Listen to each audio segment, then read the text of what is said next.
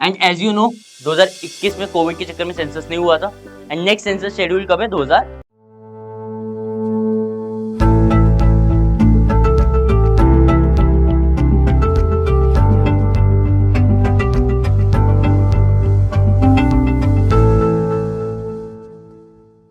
Hello everyone, welcome back to Pathshala classes. Myself Aditya and I'm back with the next lecture of current affairs series targeting CLAT and NLA 2025. So February month के current affairs को continue करते हुए आज मैं लेके आऊँ next lecture that is delimitation exercise. February month में एक state of India that is Tamil Nadu के चीफ मिनिस्टर ने डिलिमिटेशन एक्सरसाइज को जो गवर्नमेंट ऑफ इंडिया सोच रही थी 2026 तक कंडक्ट कराने की, उसके खिलाफ ऑब्जेक्शन रेज किया है। इसी को आज की वीडियो में डिस्कस करेंगे कि क्या प्राइमरी ऑब्जेक्शंस थे एंड तमिलनाडु स्टेट ने ऑब्जेक्शन क्यों किया डिलिमिटेशन के खिलाफ एंड डिलिमिटेशन एग्जैक्टली होता क्या है।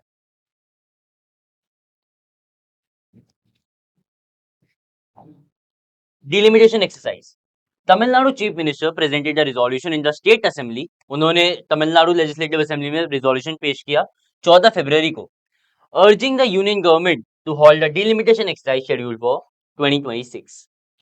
अब सबसे पहले हम देखते हैं डिलिमिटेशन एक्सरसाइज होती क्या है। डिलिमिटेशन का मतलब होता है जब भी किसी कंट्री के या किसी स्टेट के एक टेरिटोरियल कॉन्स्टिट्यूएंसीज की बाउंड्रीज को डिसाइड करने का काम होता है कि कौन सी कॉन्स्टिट्यूएंसी कहां से कहां तक होगी, उसका टेरिटोरियल एक्सटेंट क्या होगा, और एक स्टेट या कंट्री में कितनी लोकसभा है, जैसे फॉर एग्जांपल इंडिया में कितनी लोकसभा कॉन्स्टिट्यूएंसीज होंगी, कितनी विधानसभा होंगी हर स्टेट्स में। इसको तय कौन करता है कि हर कॉन्स्टिट्यूएंसी की बाउंड्री क्या होगी, that is done by delimitation commission. So delimitation commission boundary ascertain करने का जो टास्क होता है उसको बोला जाता है डिलिमिटेशन एक्सरसाइज।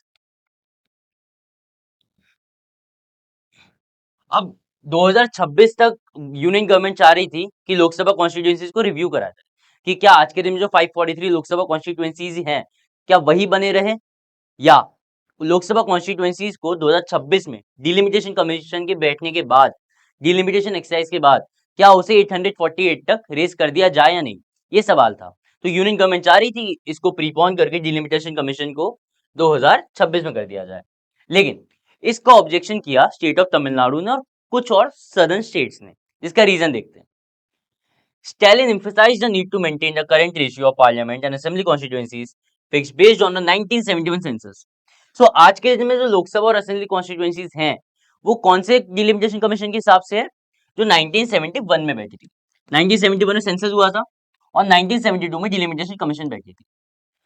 डिलिमिटेशन एक्ट हुआ था 1972 में। डिलिमिटेशन कमीशन बनने के जस्ट पहले एक एक्ट इनएक्ट करना होता है हर बार, उस एक्ट के थ्रू डिलिमिटेशन एक्सरसाइज कंडक्ट करी जाती है। सो 1972 में एक्ट हुआ था एंड 1973 में डिलिमिटेशन एक्सरसाइज कंडक्ट कराई गई थी। सो वो किसके बेसिस पे हुआ था, 1971 सेंसस पे, क्योंकि हर 10 साल बाद इंडिया में सेंसस होता है। तो अभी जो प्रेजेंट डे कॉन्स्टिट्यूएंसीज का प्रेफरेंस है, कॉन्स्टिट्यूएंसी का डिवीजन है, वो किसके हिसाब से, जो 1971 सेंसस में दिया गया था। अब इसका रीजन क्या है, 1971 की सेंसस तो हर साल हुआ है, लेकिन डिलिमिटेशन कमीशन क्यों नहीं बैठी हर साल। देखिए हुआ ये था 1976 में एक इंपॉर्टेंट अमेंडमेंट एक्ट आया था, 42nd amendment act. 42nd amendment act ने जो डिलिमिटेशन एक्ट है या डिलिमिटेशन कमीशन है उसको हॉल्ट पे रख दिया था कि कुछ टाइम तक हम डिलिमिटेशन एक्सरसाइज नहीं करेंगे। इसका रीजन क्या था, उस टाइम गवर्नमेंट चाह रही थी हर स्टेट अपने आप पे पॉपुलेशन कंट्रोल के प्रोसेसेस या रिजाइम्स चलाएं कि कैसे हम, क्योंकि इंडिया की पॉपुलेशन काफी तेज बढ़ रही थी एंड उस हिसाब से रिसोर्सेज नहीं थे, तो सारी स्टेट्स को एडवाइस किया गया था कि अगली बार डिलिमिटेशन बैठने से पहले आपका रोल है कि आप पॉपुलेशन कंट्रोल के मेजर्स लें ताकि पॉपुलेशन ऑप्टिमम रहे, ज्यादा तेजी से ना बढ़े। इसके चक्कर में बहुत सारे सदर्न स्टेट्स जैसे तमिलनाडु, इन सब ने पॉपुलेशन कंट्रोल मेजर्स लिए। लेकिन अब जब ये प्रीपोन करके 2026 में कर दिया जा रहा है, तो इनका क्लेम है कि जब हमने पॉपुलेशन कंट्रोल मेजर्स लिए तो इसका मतलब क्या हुआ, हमारी जो कॉन्स्टिट्यूएंसीज का पॉपुलेशन है वो काफी कम है एंड कंपैरेटिवली जो उत्तर प्रदेश है, बिहार है, एमपी है, राजस्थान है, इन स्टेट की पॉपुलेशन काफी ज्यादा है। सो अगर डिलिमिटेशन कमीशन बैठी तो इन स्टेट्स को कॉन्स्टिट्यूएंसी ज्यादा मिलेंगी, जिससे लोकसभा इलेक्शंस में सदर्न स्टेट्स का लॉस होगा, उनके रिप्रेजेंटेशन को मिनिमाइज कर दिया जाएगा। इसके लिए उन्होंने बोला कि क्योंकि हमने गवर्नमेंट पॉलिसी को फॉलो करते हुए पॉपुलेशन कंट्रोल मेजर्स लिए, तो क्यों हमें डिलिमिटेशन एक्सरसाइज प्रीपोन कर देनी चाहिए 2031 से 2026 में, जिससे हमारा लॉस होगा। तो इसलिए उन्होंने इसको अपोज किया। देखते हैं और 2031 में क्यों शेड्यूल्ड है डिलिमिटेशन एक्ट, क्योंकि 2031 में अगला सेंसस होने वाला है। एंड जो 1972 का डिलिमिटेशन कमीशन थी 42nd अमेंडमेंट एक्ट, उसमें यही बोला गया था अगली बार जो डिलिमिटेशन कमीशन बैठेगी वो 2026 के बाद जो भी नेक्स्ट सेंसस होगा उसके हिसाब से बैठेगी। एंड एज यू नो 2021 में कोविड के चक्कर में सेंसस नहीं हुआ था, एंड नेक्स्ट सेंसस शेड्यूल कब है 2031 में, इसलिए नेक्स्ट सेंसस 2026 के बाद कब हुआ 2031। तो अभी 2021 में डिलिमिटेशन कमीशन शेड्यूल्ड है, लेकिन इसको गवर्नमेंट चाहती है पहले कर दिया जाए 2026 में।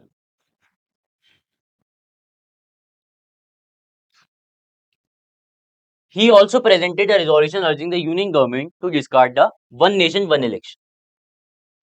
यूनियन गवर्नमेंट की एक और पॉलिसी है, वो चाहते हैं इंप्लीमेंट करना कि देश में सारे विधानसभा और लोकसभा का एक ही इलेक्शन हो, that is one nation one election, एक ही टाइम पे। इस पॉलिसी को भी डिस्क्रिगार्ड किया इन्होंने अपने रिजोल्यूशन में। Stalin pointed out that in 1971 Tamil Nadu and Bihar had similar populations, जो मैंने अभी बताया।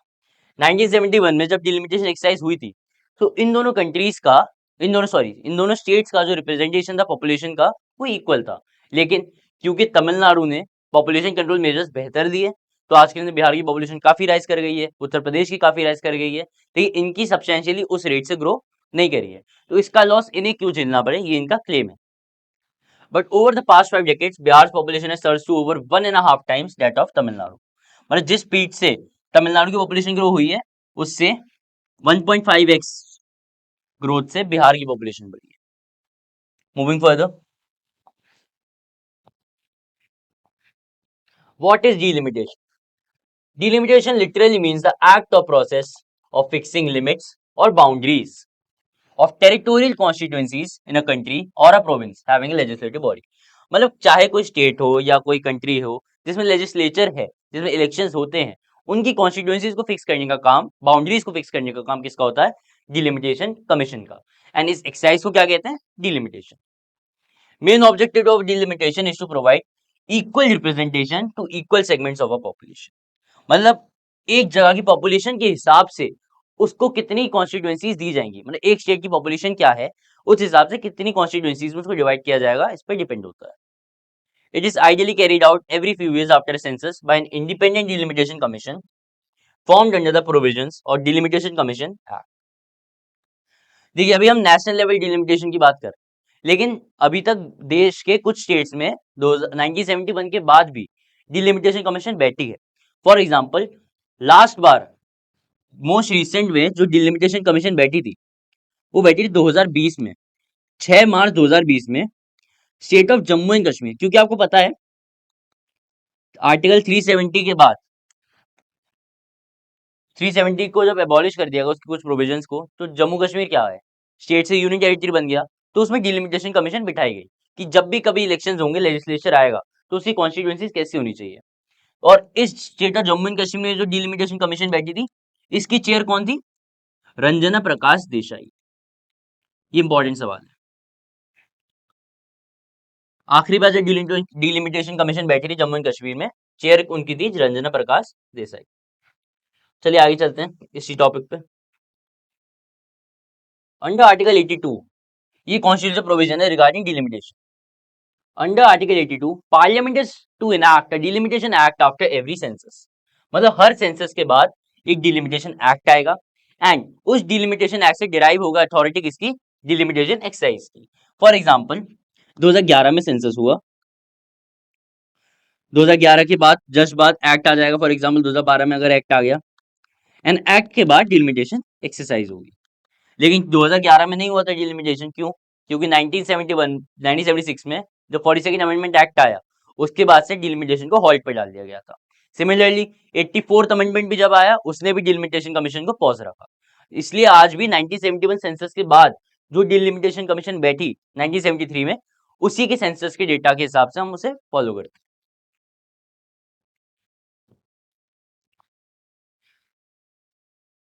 Delimitation commission is appointed by the president of India. President of India appoint करते हैं इसको कि कौन कौन रहेगा इसमें, and works in collaboration with the election commission of India. ये इंपॉर्टेंट है, किसके कोलैबोरेशन में काम करती है? Election commission of India. Composition: a retired supreme court जज, chief election commissioner of India and respective state election commissioners. दो type की इलेक्शन कमीशन इंडिया में, एक तो हेड है इलेक्शन कमिश्नर ऑफ इंडिया जो पूरे इंडिया के लोकसभा और विधानसभा के इलेक्शन कराती है, एंड हर स्टेट में स्टेट इलेक्शन कमीशन भी हैं जो म्यूनिसिपैलिटी या लोकल लेवल गवर्नमेंट की इलेक्शंस कंडक्ट कराते हैं। सो सारे state election commissioners, election commissioner of India and any retired supreme court जज as per the description of president of India, ये इस पैनल में रहेंगे। It is a quasi judicial body, quasi judicial body है, and its orders are final and can not be question before any court as it would hold up an election indefinite. तो इनके जो actions हैं, इसका decision है delimitation commission का, ये आप किसी भी कोर्ट में चैलेंज नहीं कर सकते। Copies of his order are laid before the house of the people and the state legislative assembly, मतलब लोकसभा में एंड विधानसभा में इसकी डिलिमिटेशन कमीशन की जो डिसीजन है, ऑर्डर है, उसकी कॉपीज को प्रेजेंट किया जाता है और कोई भी चेंजेस इसमें अलाउड नहीं है। No modifications are permissible therein by. उसके बाद कोई चेंजेस के रिपोर्ट में नहीं कर सकते आप। In the history of the Indian Republic, delimitation commission have been set up 4 times. सबसे पहली बार 1952, क्योंकि पहला सेंसस कब हुआ था? 1951, फर्स्ट सेंसस। तो उसके बाद डिलिमिटेशन एक्ट आया और 1952 में पहला डिलिमिटेशन एक्सरसाइज हुई। फिर 1963, 1973 एंड 2002, एंड ये 4 एक्ट्स के थ्रू हुआ। Hence the population based on which the number of seats is allocated refers to the population as per 1971 census. The number will be readjusted based on the first census after 2026। मतलब 42nd amendment act में बोला गया था कि 2026 के बाद से जो भी नेक्स्ट सेंसस होगा उसके हिसाब से डिलिमिटेशन कमीशन बैठेगी, उसके ऑर्डर्स को फॉलो किया जाएगा फर्दर इलेक्शंस में। लेकिन गवर्नमेंट का स्टैंड क्या है? नहीं, हमें इसको 2026 तक ही डिलिमिटेशन कमीशन को बैठानी है।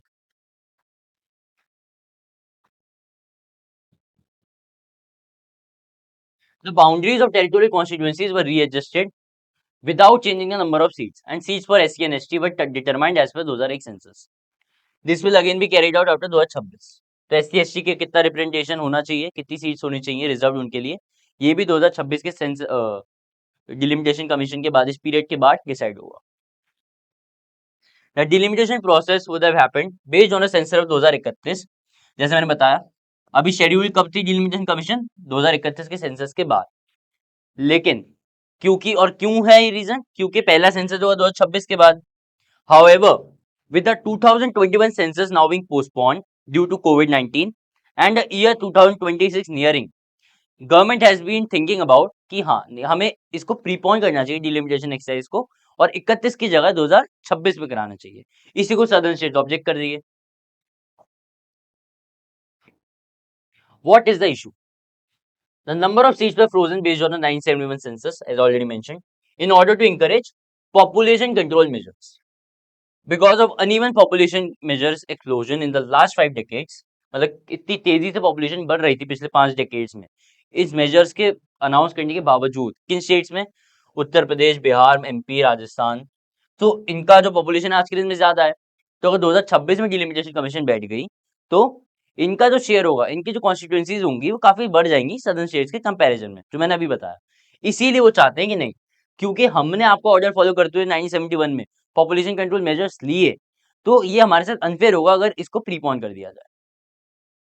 There are two options that are being discussed in the public domain with respect to the revised delimitation exercise based on the projected population of various states of 2026।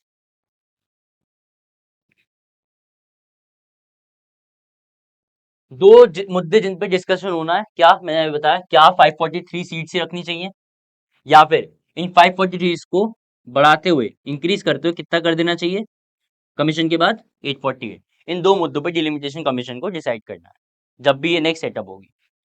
This goes against the philosophy of freezing states as per the 1971 census, with the states that have been better at controlling the population losing out their population significance, जो मैंने बताया। So this would be unfair against the states जैसे तमिलनाडु, केरला, जिन्होंने population control measures लिए थे। I hope आपको पूरी delimitation exercise clear हुआ होगा कि क्या होता है delimitation and state of Tamil Nadu का फेब्रुवरी मंथ में जो ऑब्जेक्शन था, प्राइमरी ऑब्जेक्शन, जिन्होंने रेजोल्यूशन पेश किया था, उसके क्या-क्या रीजंस थे। इसकी हिस्ट्री आई गेस आपको क्लियर होगी। Thank you for watching today's lecture. Please subscribe to our YouTube channel and also join our telegram channel. Thank you.